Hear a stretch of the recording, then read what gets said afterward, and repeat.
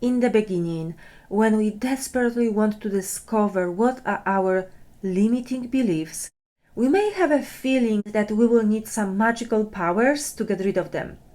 But the truth is, to discover your limiting beliefs and to transform them is quite simple. So let me show you how you can do this in today's episode. Welcome to Positively Rebellious Podcast. I'm your host Joanna, and this is episode number 2.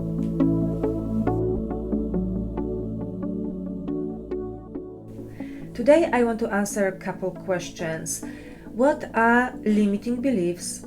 Where do they come from? How to find your own limiting beliefs and how to transform them. So for sure you hear from people in your life a lot of limiting beliefs all day long. For example, maybe you have a friend who is dating and has trouble finding somebody.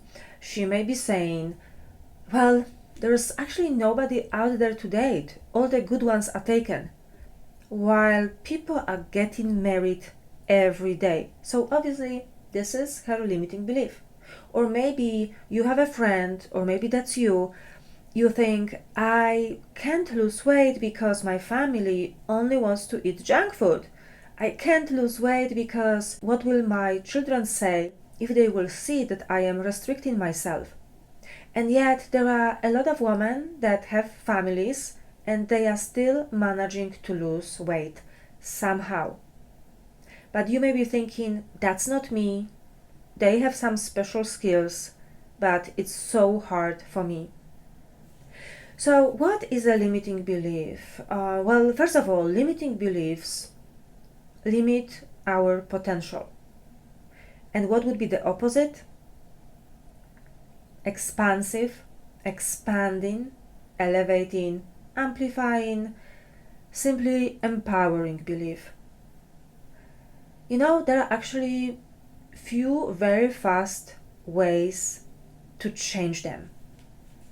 For example, you suddenly realize you have been limiting yourself. You see another person doing exactly what you dreamt about doing, and you are looking at them, and to your greatest surprise, you suddenly think, I want to do this too. I can do this better. I didn't believe I could, but now I see I have it in me. And you decide in a split of a second. It's a revelation. Another fast way to change limiting belief is you are so tired of the drama of your old belief and you are moving on. No logical steps were taken to change it. You are simply done. This actually happened to me a couple of times this past year. But more often the process is longer. You may be working on one limiting belief for some time, and you know you changed it to an empowering one when you finally embody the truth of it.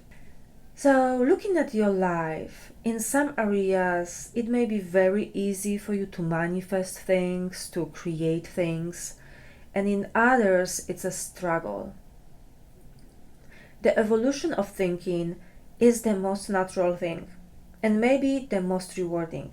When you look back at your life, would you like to be thinking the same way you thought 10, 20, 30 years ago?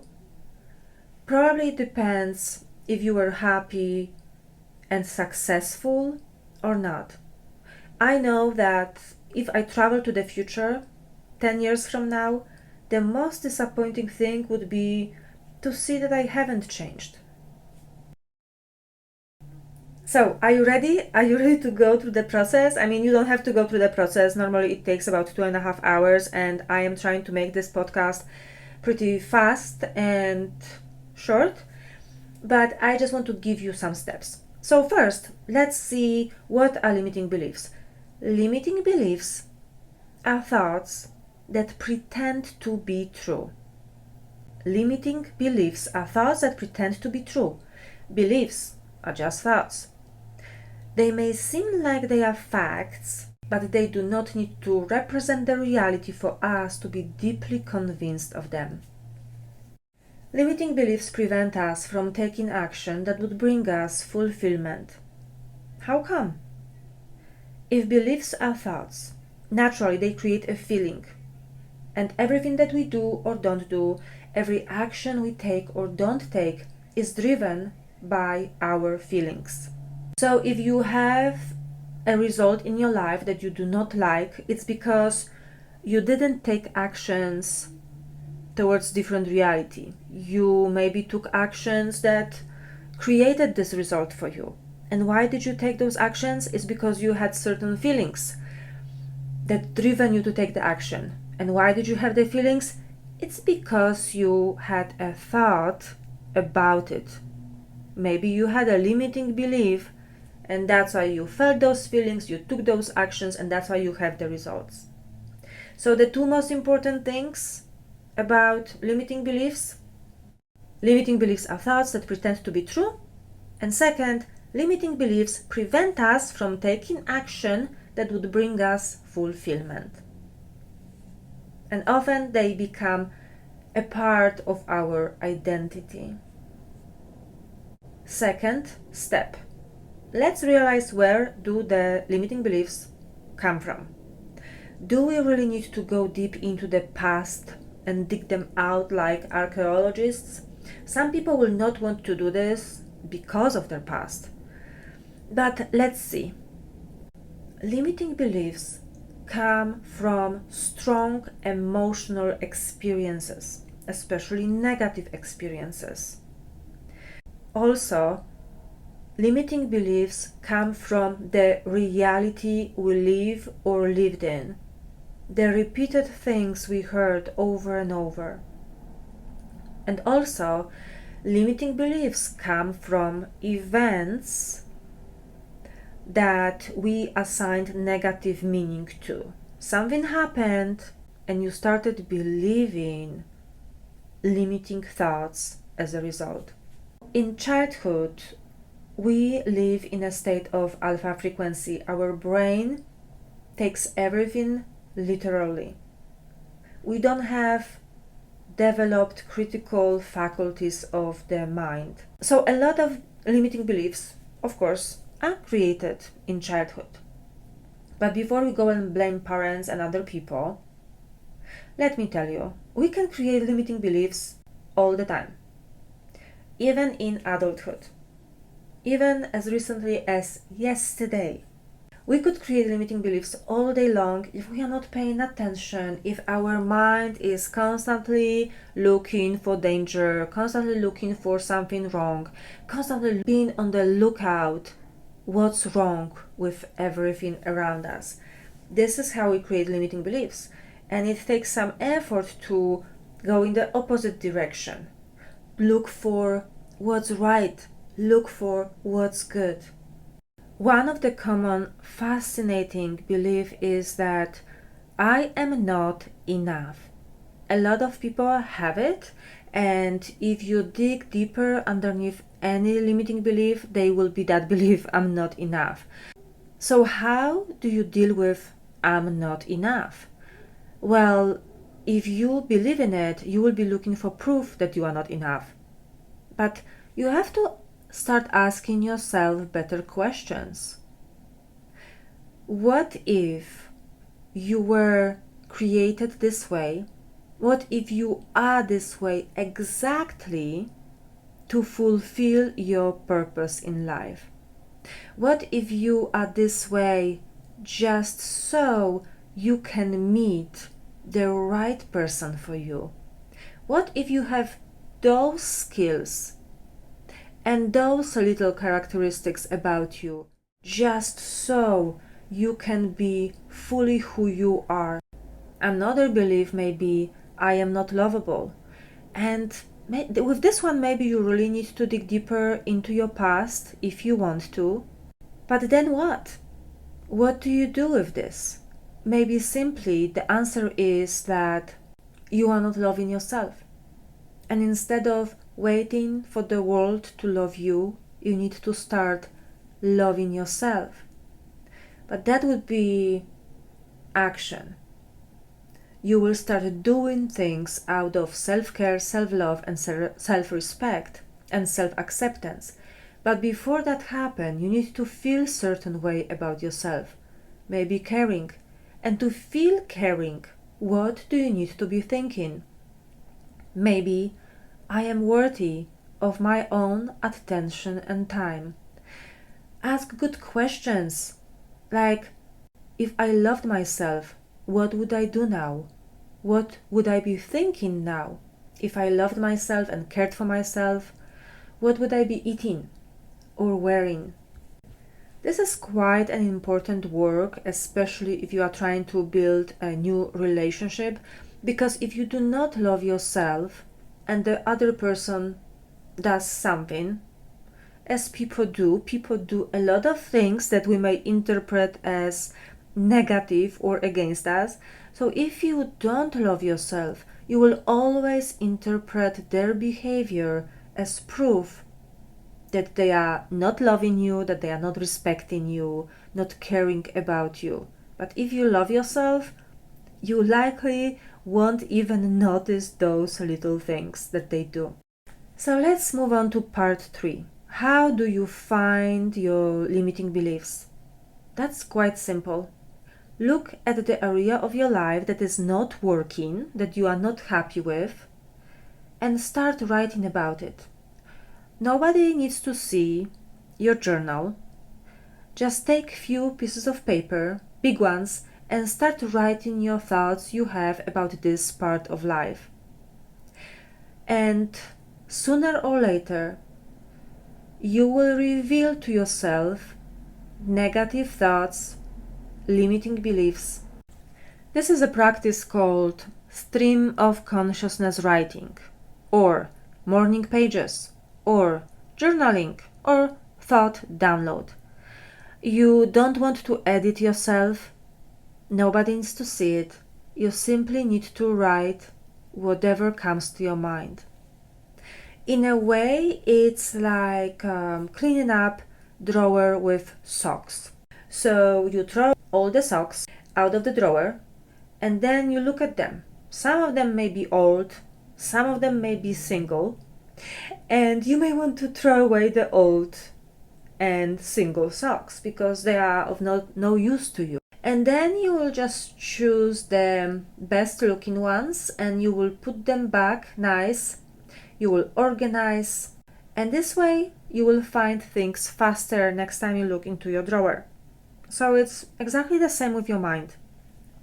We need to empty it, look at what's in there, look at every single thought, and decide what thoughts we will choose to believe, what thoughts we want to keep thinking, what thoughts we will want to put back, and what thoughts we want to question and change or stop believing. It is important because why would you keep old socks that don't look good if you can afford to buy 100 pairs of new socks? Why would you choose to believe thoughts that don't serve you if you are free to choose new thoughts? Also, pay attention to the word just. Just makes everything that follows smaller. If you say, I am just this or that, I am just cleaning here, it's just $1,000, you see how dismissive it is? It tends to make everything smaller. So now you know. Now it's time to move on to the 4th step of the process, which is how to change, how to transform your limiting belief. Now be careful here because it's easy to be discouraged. This is not just about thought swapping. You cannot move from I hate my life to I love my life in one evening. That likely will not happen. So let's take smaller steps. Well, I don't believe that you hate your life, so let me use another example. If you don't like your body, it's hard to move from I really don't like my body to I love my body. But if you take it one step at a time, the next thought that feels a little bit better than I hate or I don't like my body is I appreciate what my body does for me. You may notice that your body is allowing you to have amazing experiences.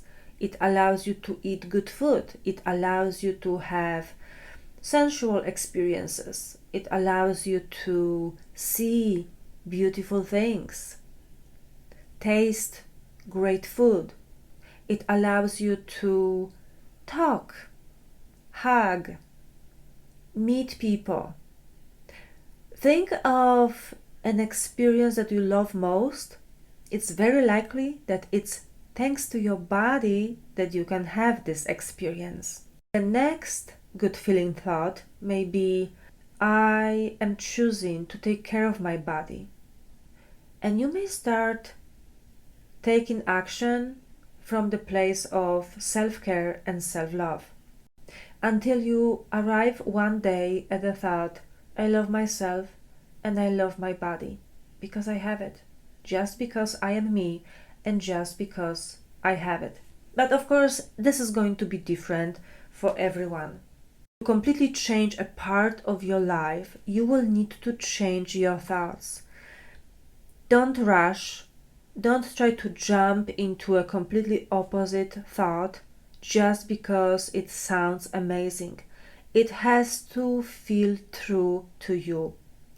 If it's very hard for you to say, I love myself or I love my body, you may say to yourself, I am opening myself to loving my body. I am opening myself to the possibility that I could love myself or my body. And now it's time for step 5, very important step. Go to the real world and test it. This is what may happen. You will test the new belief, and the old belief will try to call you back. And you may be thinking that this work doesn't work. But what's really happening here is you are practicing.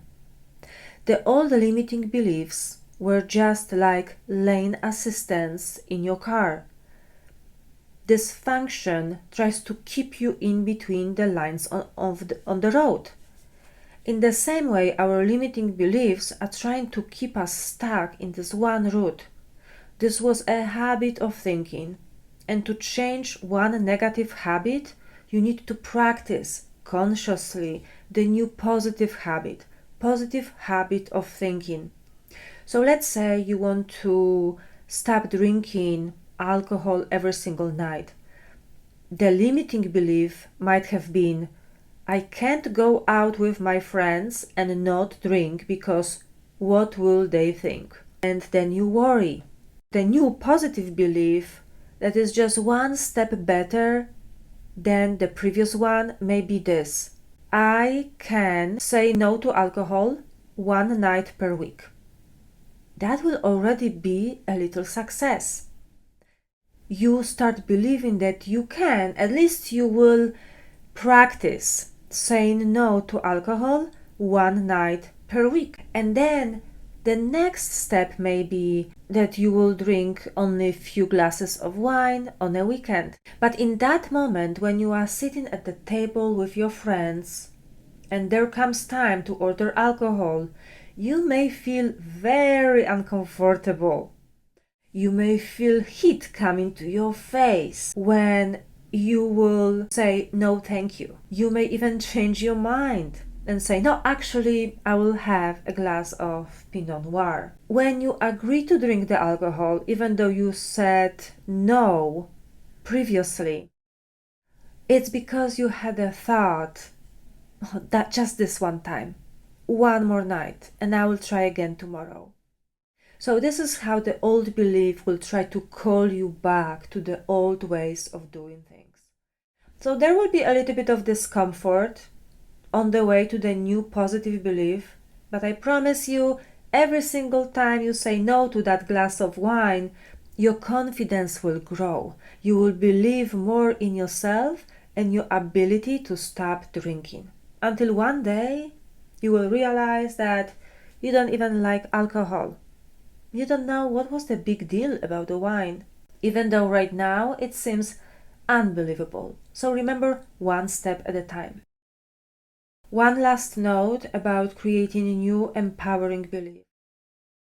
You have a powerful spirit within you. That spirit or soul, however you want to call it, speaks to you through your thoughts, through your desires, through your inspiration. If you have a desire to do something, that comes very likely from your soul or from your spirit. That desire may be a sign that you need to do something else or something different to feel fulfilled. If you keep believing the old limiting thoughts, you are simply doing the service to your soul. So take some time, create space for yourself to contemplate where are the thoughts and where are the desires coming from. This was longer than expected, but I really wanted to give you it all in one podcast.